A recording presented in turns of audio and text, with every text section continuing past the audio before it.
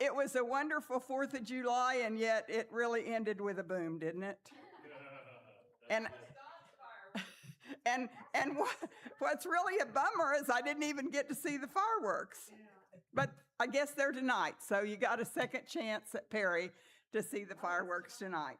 That's what it said on Facebook. It said tonight at dark, just like. So, yep. So you got a second chance. So if you so choose, I guess you could eat it up and. But I ate enough last night for probably a few days. Anyway, so glad all of you are here and you had a safe 4th of July, because they can sometimes not be safe. I had years ago, dumb kid. I don't know who gave me a can of gas, but they gave me a can of gas and I stood over. Oh, my. Yeah, well, it didn't do, luckily, I grabbed that hand back pretty quick, but you can do stupid things, and especially when you're young and dumb and don't know any better, I guess. So I have, okay. Well, what was it? A young kid got his hand blown off this week from firing one in his hand. You know, and he's a young kid. He's going to go through life now like that. So anyway, we are glad everybody's here and in one piece and has a smile on their face. I have a thank you here I'll read. It says, thank you. Perhaps you sent a lovely card or sat quietly in a chair. Perhaps you sent a floral piece. If so, we saw it there. Perhaps you spoke the kindest words as any friend could say. Perhaps you were not there at all, just thought of us that day.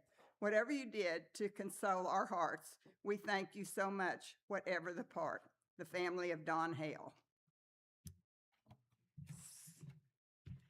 Let me see. Announcements. We have coming up July 17th and 18th is our revival with Buddy and Kelly Norman and with the Berry family, the music. And Lana told me that she put flyers out in the vestibule. Is that correct? Out in the vestibule. So anybody that has a someplace that you can take a flyer, please take a flyer. Let's start advertising. And we're going to. It's online. Please share. Put it on your personal page. That helps too. Okay. When Buddy Norman was 10 years old, he had arthritis so bad he couldn't walk. And they had some people, I don't know who they were, but they come over and they prayed over him and healed him. He's living. And so that's our speaker, one of them, right? Okay. So let's try to get this out there and have a good attendance and do our most for that day. For those 2 days. It'll be 2 nights, and that starts at 6:30 both nights. So anyway, we have some planning to do there to get finished, get ready. It'll be here before we know it, guys. You think it's a ways away, it's not. So, okay, are there any other announcements? We got our new internet in Friday, and it's working great. Thank you, everybody. If you need to be on the Wi-Fi, let me know, and we'll get you a password. It's not a secret for password, but you know, if you need to teach class or something, let us know.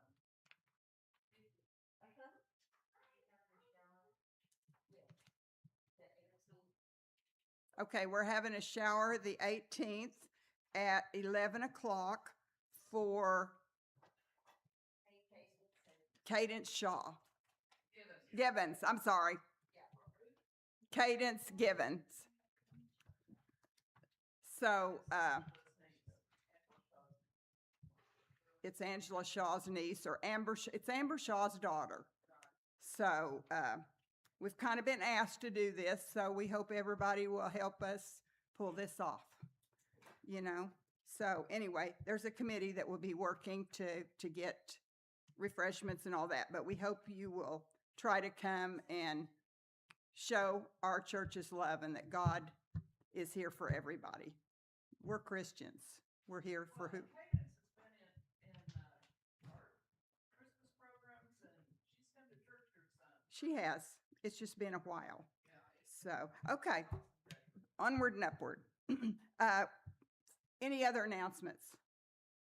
Okay, then we'll start with birthdays. July 1st is Tennille, is that right? Tennille's. Tennille Bowley's birthday. July 7th is Angela Shaw's birthday. July 9th is Mike and Mary Corrington's anniversary, and Robbie and Tessa Winters' anniversary. So we'll sing happy birthday and happy anniversary. Happy birthday to you. Happy birthday to you. Happy birthday and God bless you. Happy birthday to you. Happy anniversary to you. Happy anniversary to you.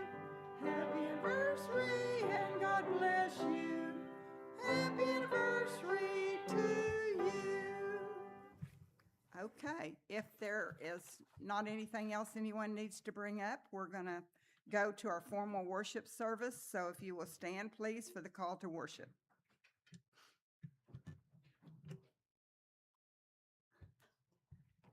The Lord has greatly blessed us with all that we need and more.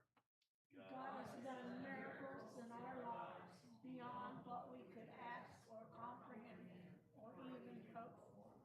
The Holy One has made us thousands of myriads, not just one, but multitudes. Let us Come now again, always, to offer our praise to the Creator of all. And now if you'll bow your heads for the opening prayer. God of all life, you take what feels complicated and make it simple. You take what seems simple and show us the complex. You remind us that we are more than we think we are, more than we believe we can be, and that all that you have made us and called us to become. Come, God, and help us see past the expectations and assumptions into the world you long for us to create, with mercy and space, justice and grace for all. Amen. And now we'll do the opening hymn, O Worship the King. It's on page 73 in the United Methodist Hymnal, or it's on the screen. Verses 1, 2, 4, and 5. Oh, worship the King, all glorious above. Oh, gratefully sing God's power and God's love. Our shield and defender, the ancient of days. Valiant in splendor and girded with praise.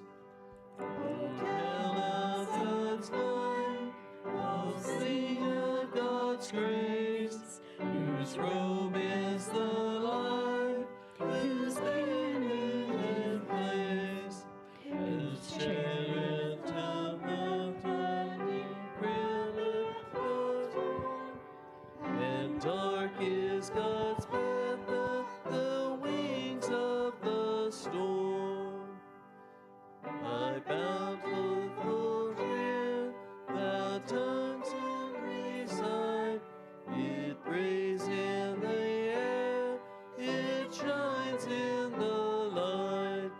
It streams from the hills in the depths to the plains, and sweetly distills the dew and the rain. Children of dust and feeble as well, in thee we do trust, nor find the new fail. Thy mercy, how tender, how firm to the end, our Maker, Defender, Redeemer, and Friend. You may be seated.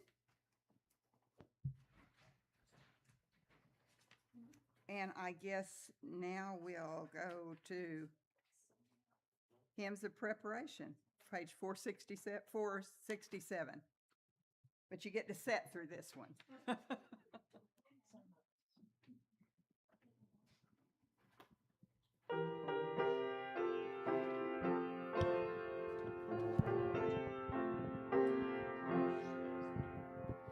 We walk with the Lord in the light of His word. What a glory He adds on our way. When we do His good will, He abides with us still. And to know we will trust and obey.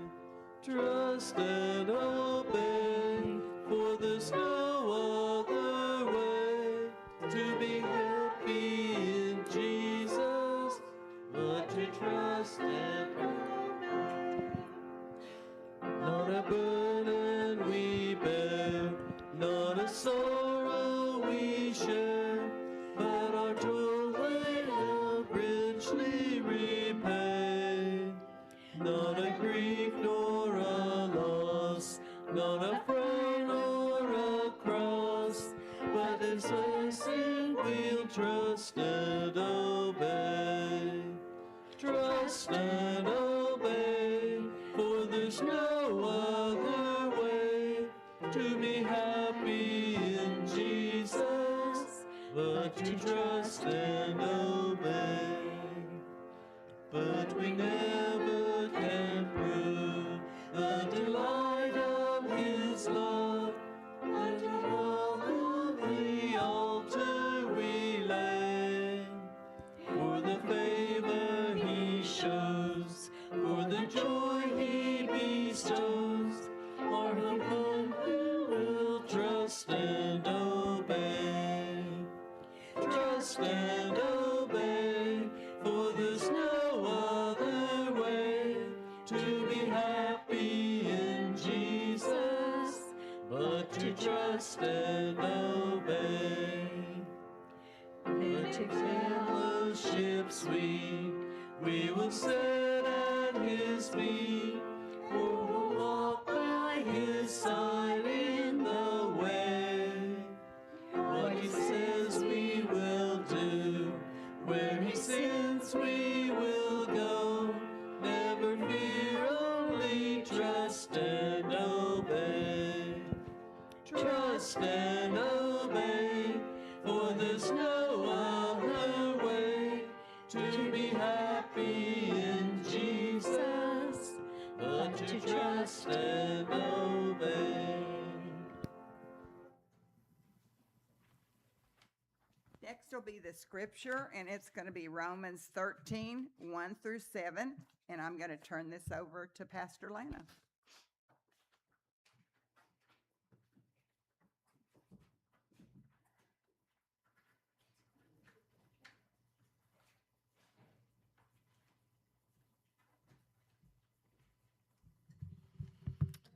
All right. So I didn't know she was talking to me. Anyway, we'll get started. Romans 13, 1 through 7. Everyone must submit himself to the governing authorities, for there is no authority except that which God has established. The authorities that exist have been established by God. Consequently, he who rebels against the authority is rebelling against what God had instituted, and those who do so will bring judgment on themselves. For rulers hold no terror for those who do right, but for those who do wrong. Do you want to be free from fear of the one in authority? Then do what is right, and he will commend you. For he is God's servant to do you good. But if you do wrong, be afraid, for he does not bear the sword for nothing. He is God's servant, an agent of wrath to bring punishment on the wrongdoer.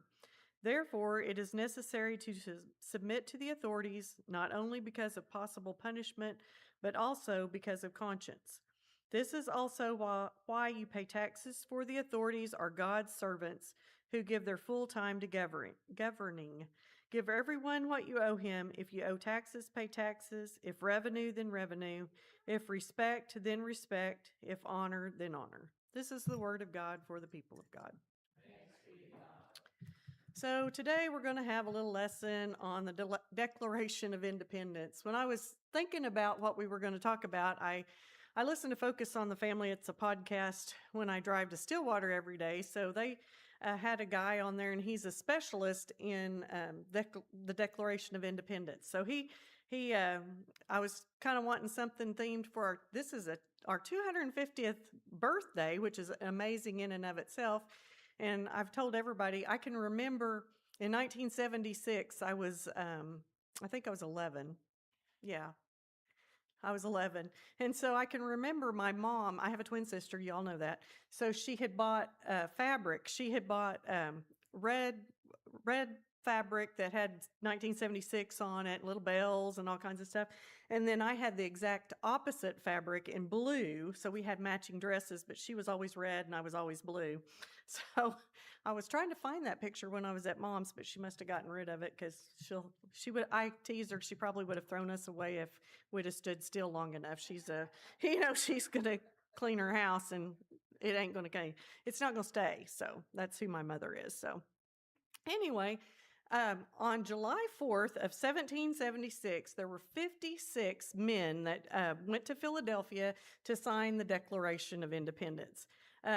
This was a very bold thing to do because they had been ruled by the British, and they were here because there was a great revival in Britain, and so they all wanted to come and start anew. They didn't want the oppression. They had to, they had to follow the Church of England, and they didn't want to do that. So they come to America. And so when they started writing this, they were all, I don't think any of them were over 40. So they were all relatively young men. So they started by making it their mission statement, if you will. This is what this country is going to be founded on. These are the things that we're going to believe. These are the things that are going to be life-changing for us. And then they eventually wrote the Constitution. They had convened the Continental Congress, and then that's where they wrote all the laws, and they appointed leaders and all of that. So they did all of this because they wanted freedom for themselves. They wanted to rule like they wanted. They didn't want to have a king come up and tell them how they were going to do. What I found really interesting in the story that I heard on Focus on the Family is that after they wrote the Declaration of Independence, then they started the Revolutionary War. When the battle was going good, they would put in the newspaper and the churches that the battles are going well. Keep up the prayers and keep up the revival. When the battles started going bad, they would send the message back to the churches and to the newspapers. It's a time of fasting. We're not doing what we're supposed to. The battles aren't going our way. We need to fast, and we need you to pray, and then the battles would turn around. I thought, wow, what if we did that today? When things started going bad, we called for a national day of prayer, and we started doing what has been preordained in scriptures and our country's history. So I found that very fascinating. So when I was thinking about that, what we can see in the scriptures that we read, that authority does come from God, and authority exists to restrain the evil and promote the good, and believers need to honor the authority as part of their witness. So we're going to kind of go through those scriptures as we go along. And they wanted God to be an authority. They didn't. That's why they set this all up the way they did. Some people think that we started our country because of an act of rebellion, but really it's just freedom. It was all about freedom from this type of responsibility, and we wanted to honor God. So when we start talking about it, God established the authority, and we see that in Romans 13:1. Everyone must submit himself to the governing authorities, for there is no authority except that which God has established. So when they wrote the Declaration of Independence, they made sure right off the bat that we knew that there was a higher power, and that's how we were going to govern this country. our founding fathers wanted God's plan, and that's the only reason that they were here. And then later on, we see authority exists to restrain evil and promote good. Our government is not set up to, it's to be a servant for good. We kind of got off in the ditch somewhere along the way where some of us think that it's there to rescue us, and some think we're not there to rescue anybody. We're polar opposites. The government is set up to be a servant for we the people and for the good. In the Declaration of Independence, it lists some things that they're not really grievances against rules, but they felt like Great Britain had abandoned God, and they didn't want to be abandoned, and so that's why it's all set up the way it is. I'm probably going to be in trouble here, but too many times here nowadays, the lobbyists and special interest groups are the ones that have formed our national opinion. We aren't so much we the people anymore, it's we the lobbyists, we the people with the deepest pockets. And that's not what this was all originally set up to be. So we have a right and an obligation as Christians to be we the people and to take we just had a vote, and I think there was I want to say 23% voted in the last election. That's not we the people, that's those people that have a complaint, probably. We need to be we the people again, and we need to vote, and we need to exercise our freedom of speech. That's what we fought for, that's why we're here, and we need to exercise those activities. We also see in the scripture that we need, as Christians, to be responding with honor and a conscience. In 5 or 7, it talks about submitting to authority, and we also should do it because of conscience in verse 5. We don't do conscience is really going back to the golden rule. We are to do unto others as we would have others do unto us. You wouldn't want anybody to mistreat your family or, because of your beliefs, your looks, your nationality. We want to be treated fairly. And that's what the scriptures want us to do. Love others as we love ourselves. And then it does go on about paying taxes. Nobody likes to pay taxes. I don't either, but we have to support the general good for everybody, and that's why they've paid taxes in the Bible, and we still pay taxes today. But when we do that, we need to honor God with what we need to vote. We need to vote scripturally. We need to vote, the way God would want us, not vote just because, this is the way, historically, families all vote the same. If your family's a Democrat, you're a Democrat. If your family's a Republican, you vote Republican. We have a time now that we can look and we can vote, however, vote scriptural. And I'm calling on you all to do that this next time. So we are to submit to God, and we are to vote scripturally, because that is our Christian conscience. There were 56 men that signed the Declaration of Independence, and they wanted us rooted in the Creator, and we needed to be secure for human rights.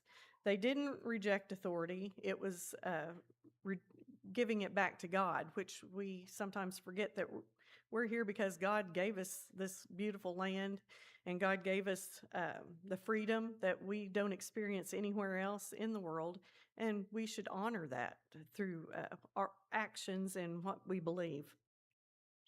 So Romans 13 is really to teach us freedom and authority are not necessarily enemies.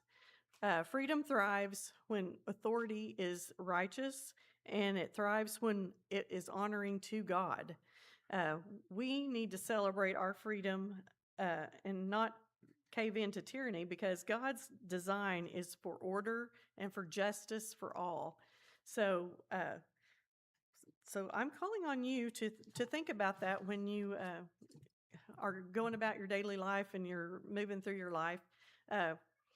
we need to think of what's best for the greater good. I know when back in the day, you know, it didn't matter if you were Democrat or Republican. When they went to the Capitol or the or talked to the president in the White House, it was what was good for the betterment of the people, not what's better for my side or what's better for your side. They could come together. They could cross divisional lines without being ostracized by their peers on their side. And I call for justice. I call for doing what's right. Nobody likes hate and discontent, and so I pray that this season of uh, elections, and we just celebrated 250 years.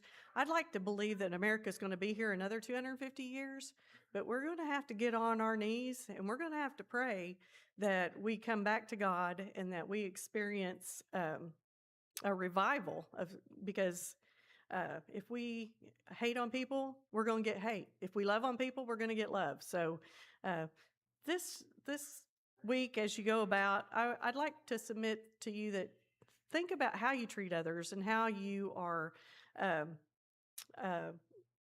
politically, and if you're active or not, and remind yourself that because of how this is all set up, we all have a voice. We all have a responsibility, and I don't know about you all, but I'm going to go down swinging. I want this country to be the best it could possibly be, and I'm going to vote every time those doors are open. I'm going to take my grandkids and I'm going to show them how we vote and how it's important that you exercise your rights because, you know, women didn't even get a right to vote until deep into this. I think the slaves were given the right to vote before women, which is fine. But a lot of people have shed their sweat, blood, and tears to make this country as good as it is. And I for one, want it to continue. So that was kind of a dark sermon, sorry. But I think we have a right to stand in the gap. And as long as we're doing that, we're going to be doing what God calls us to do, and that's very important. So I thank you for listening, and now we're going to do joys and concerns before we do communion.